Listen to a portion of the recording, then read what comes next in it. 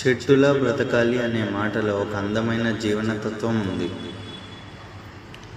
చెట్టు తన కోసం మాత్రమే కాదు, ఇతరుల కోసం కూడా జీవిస్తుంది.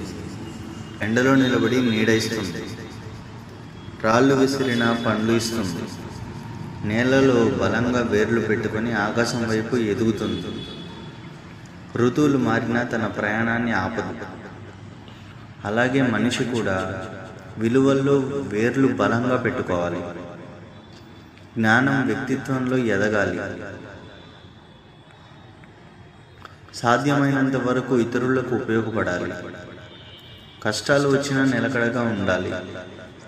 పొందిన దాన్ని పంచుకోవాలి. అందుకే అంటారు, చెట్టు తన పండ్లు తినదు, నది తన నీళ్లు తాగదు. మహనీయులు తమ కోసం కాదు, పరుల కోసమే జీవిస్తారు. చెట్టులా బ్రతకాలి అంటే కేవలం జీవించడం కాదు, ఎదుగుతూ, పంచుకుంటూ, ఆశ్రయమిస్తూ జీవించటం.